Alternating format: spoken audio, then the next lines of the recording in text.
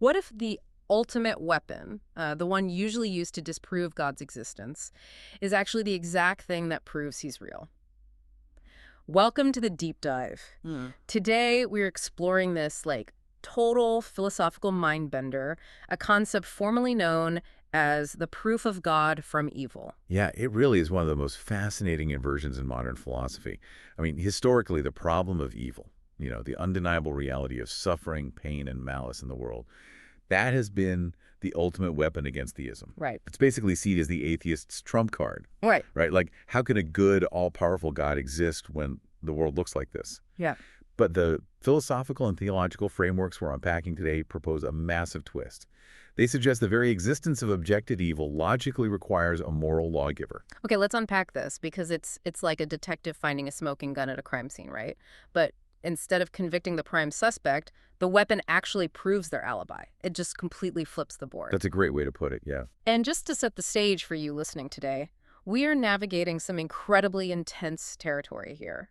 We're looking impartially at arguments from Christian theists like William Lane Craig and C.S. Lewis, alongside prominent atheists like Jean-Paul Sartre and Michael Ruse. Right, and we're not taking sides here. Exactly. Our mission is just to map out the architecture of this argument and see how it actually works. Well, to understand how a smoking gun could prove an alibi, we first have to understand the nature of the crime itself. Before we can understand how evil might prove God, we really have to look closely at what it means for something to be wrong in the first place. Right. We have to ground the concept of the good. Because there is a massive difference between a subjective preference and an objective moral value. A subjective preference is just like saying, I don't like vanilla ice cream. Right, exactly. An objective moral value is something that holds true independently of human opinion. And that phrase, independently of human opinion, that is the bedrock here. To call a value objective means its status as good or evil doesn't depend on whether anyone happens to believe it is or feels that it is. There's this really dark but necessary example that comes up in the philosophical literature to illustrate this, the statement, the torture of children for fun is wrong. Yeah. When we say that, we aren't just saying it is socially useful to believe it's wrong or that we just personally find it distasteful. We mean it is objectively wrong even if an entire culture somehow decided to approve of it. Exactly. It would be wrong even if everyone in the universe disappeared and only the act itself remained. Right. You are describing a moral fact. It exists apart from any human attitude. Right. Now, contrast that with the worldview of naturalism. Naturalism is the view that the physical universe is all there is. It's just atoms and the forces governing them. Just the physical stuff. Yeah, the famous physicist Carl Sagan summed it up perfectly by saying, the cosmos is all that is, or ever was, or ever will be. Just matter, energy, and the void. And on that strictly naturalistic worldview, moral judgments have to be explained purely by natural phenomena. They are categorized as just the outputs of evolved neural processes or social conventions that ancient communities developed so they wouldn't, kill each other off. They are essentially expressions of personal or biological preference. So under naturalism, morality is basically just a survival mechanism. It's a cultural habit we developed. What's fascinating here is that without a transcendent grounding, without a standard beyond the physical universe, which theistic traditions call God, the question, why is cruelty wrong, has no ultimate objective answer. Wow. If you strip away God, the answer basically devolves into, I find cruelty disagreeable, or our species evolved to dislike it because it hurts group cohesion. Neither of those establishes the objective wrongness of the act. They just describe a biological or social state of affairs. But hold on, wait. If we say you need God to have objective morals, does that mean atheists can't be moral people? Because I know plenty of incredibly generous, highly ethical atheists. We need to be very precise here, because that is a very common misunderstanding.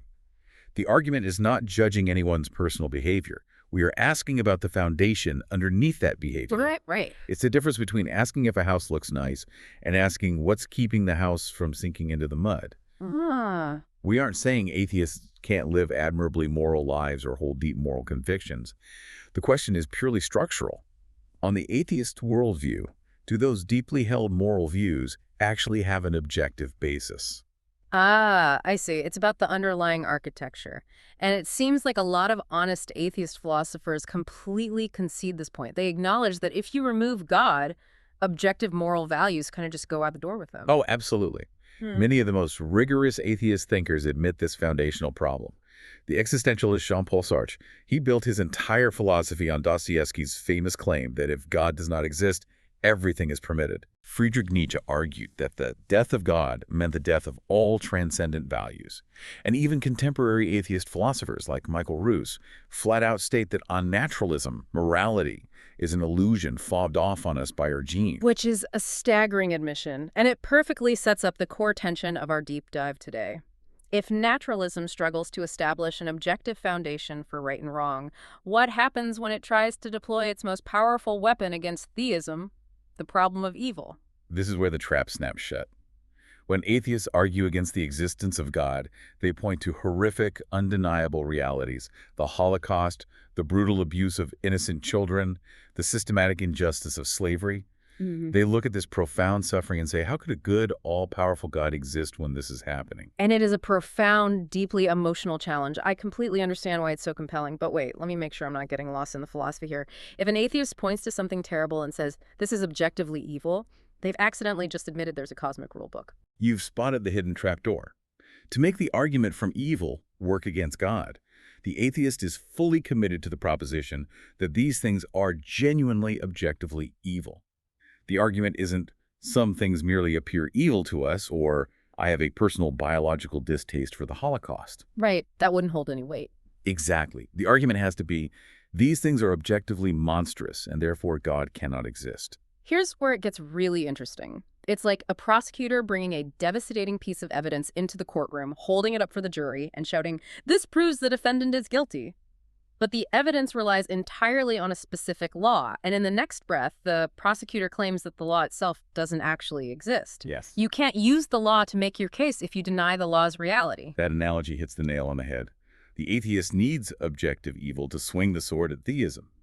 But if you press them on the foundation of morality, and they retreat to saying, well, evil is just a subjective label based on cultural consensus, the entire argument against God instantly collapses. Because if evil is just subjective, then the existence of what we call evil isn't evidence against God at all. It's just evidence about human attitudes and, like, chemical reactions in our brains. You cannot have it both ways. You cannot deploy evil as an objective fact against God and then redefine it as subjective the moment someone challenges you on where that objectivity comes from. And this reflects how we actually operate in the real world. You see this play out in everyday life all the time. C.S. Lewis pointed out that even someone who claims morality is totally relative in a classroom debate will instantly change their tune if you steal their laptop. Oh, absolutely. They don't say, oh, I see your cultural preference differs from mine. They say, that's not fair. You wronged me. Practical relativism is almost impossible to live consistently. Think about William Wilberforce and his lifelong campaign to abolish the slave trade.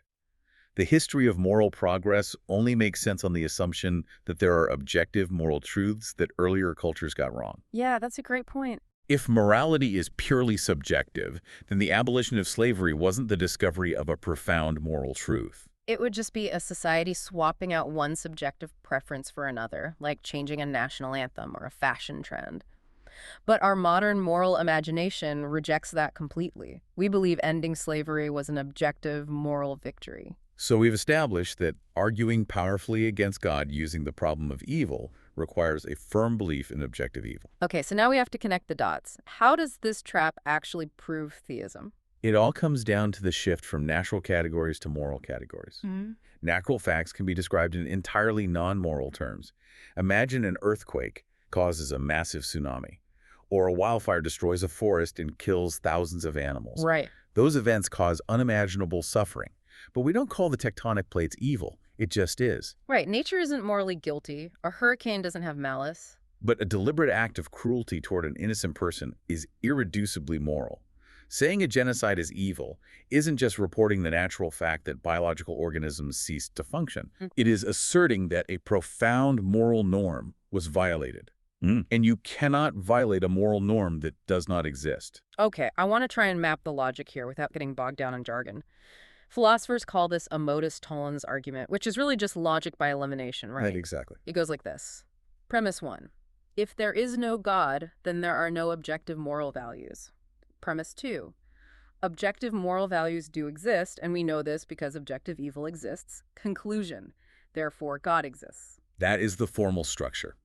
By eliminating the possibility that objective moral values don't exist because the atheist insists they do, you are forced to eliminate the starting premise that God doesn't exist. It's stunning. The philosopher William Lane Craig describes this argument as a sword that cuts the atheist's hand. The very fact they press against God turns out to require God in order to be a fact in the first place. By urging that evil is a fundamental fact about the world, the critic of theism has actually supplied the crucial premise that entails God's existence. But wait, I have to ask a question that I think a lot of people listening are probably wondering right now. Does this argument actually explain why God allows terrible things to happen? That is a vital distinction to make. Because if I'm grappling with real, heartbreaking suffering, just knowing that evil proves a moral lawgiver doesn't exactly comfort me or explain the tragedy. No, you're exactly right, and this argument does not explain the why. It doesn't attempt to answer why God permits the specific evils we observe. The philosophical and theological literature addresses the problem of pain in entirely different frameworks, often pointing to the biblical figure of Job, emphasizing that we might simply be ignorant of God's overarching reasons. Right, that's a whole other deep dive. Exactly. What this specific logical argument does is establish the coexistence of God and evil. It proves that the reality of evil logically entails God's existence, without offering an explanation for why that evil is permitted.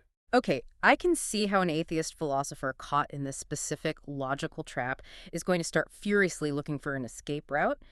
If they are deeply committed to objective evil, but want to avoid God, can they ground objective morality in something else? They certainly try. Couldn't we just rely on biology and science? Like, we evolved as social creatures to cooperate, and science can definitively tell us what harms human well-being. Why isn't that enough? That is probably the most popular modern escape attempt. Thinkers like Sam Harris champion this idea, but it runs headfirst into a brick wall that the philosopher David Hume pointed out centuries ago, known as the is-ought gap. The is-ought gap. Let's break that down because it sounds simple, but it's actually really deep. Hume noted that no list of natural facts, what is, can ever logically entail a moral conclusion, what ought to be. Let's use a scientific example. A neurologist can know every single biological fact about an act of cruelty. They can map the exact pain receptors firing the victim's brain. They can measure the adrenaline and cortisol. But those are just descriptions of matter and energy. None of those scientific facts tell you that the act is morally wrong.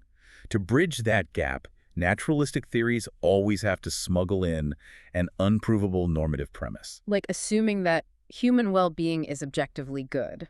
Which sounds obvious to us, but scientifically, you can't put well-being under a microscope and measure its moral authority. Correct. Evolution is a descriptive process, not a prescriptive one.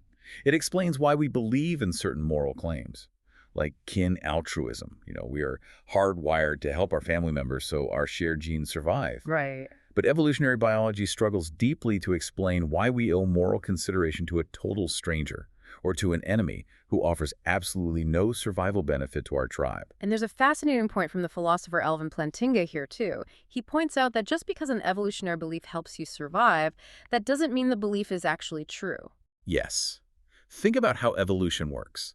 It's a blind process that only cares about passing on your genes.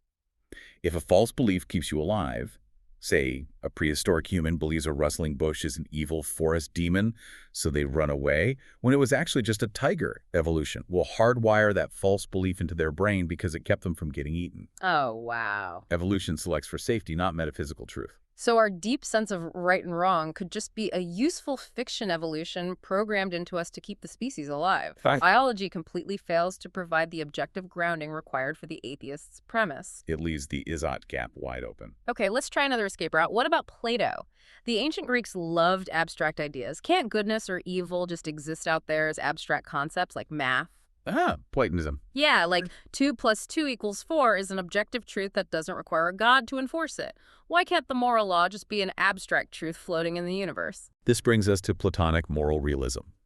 It's the idea that moral values exist as abstract entities. But this escape route has a massive fatal flaw. Abstract objects are causally inert. Meaning they don't actually do anything? Exactly. Numbers, sets, and abstract concepts don't have minds, they don't have wills, and they certainly don't issue commands. The number 7 cannot hold you morally accountable.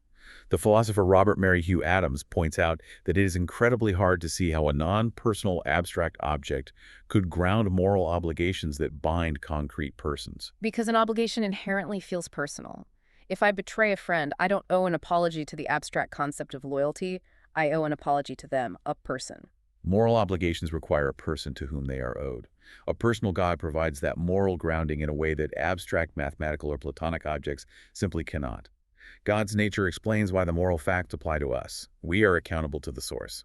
Platonism just leaves goodness floating in the void with no actual authority over our lives. All right, so biology fails because of the is-ought gap. Abstract concepts fail because they are impersonal.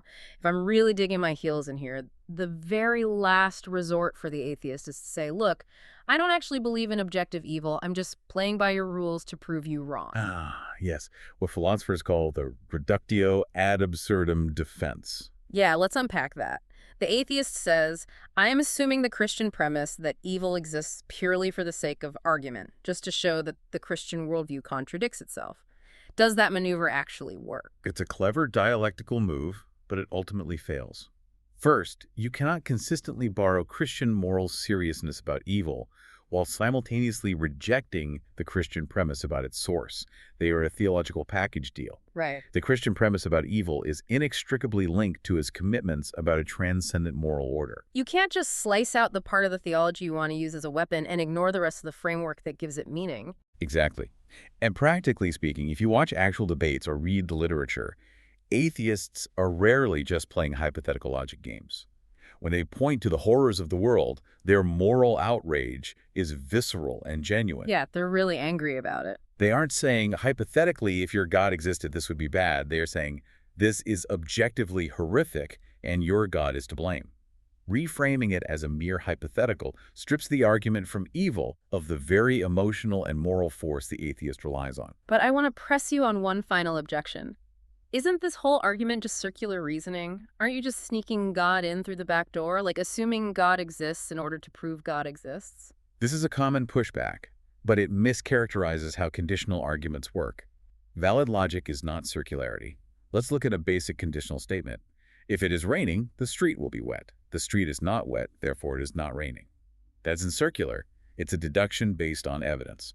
And the first premise here, that objective values require God, isn't just assumed out of thin air to rig the game, it's defended independently. It's defended by looking closely at the nature of moral experience, the failure of evolutionary naturalism, and the causal inertia of abstract objects.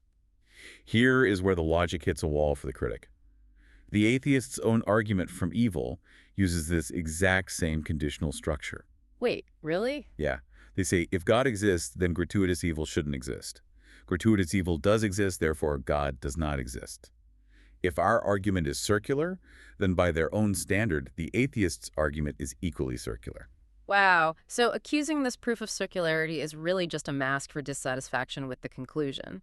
If you don't like where the logic leads, you just attack the shape of the argument. It is a common defense mechanism in philosophy when a solid deductive argument is difficult to refute on its actual merits. Well, this has been an incredible journey. We started with the standard cultural assumption that the existence of evil is the ultimate disproof of God. But by pulling on the threads of what evil actually is, we found something staggering. Yeah, we did. The very moral seriousness with which the atheist denounces the horrors of the world actually testifies to the reality of the God who underwrites that seriousness. Far from refuting God's existence, the reality of evil objective, heartbreaking evil, actually proves it, because you can't have a crooked line without an objective standard of straightness. A sword that cuts the atheist's hand, indeed. Thank you so much for joining us on this deep dive. We've thrown a lot of heavy philosophy your way today, but I want to leave you with a thought to mull over on your own. We've talked a lot about grand, world-shaking evils today, but think about your own life. If our deepest, most visceral moral outrage at the world's horrors is actually a homing beacon pointing toward a divine moral lawgiver, how might that reframe the way you view your own everyday moments of quiet guilt? Or those stubborn, unexplainable urges to forgive someone who wronged you? Like the smoking gun proving the alibi, could those quiet impulses inside you be echoes of that exact same transcendent law? A powerful question to carry with you. Until next time, keep diving deep.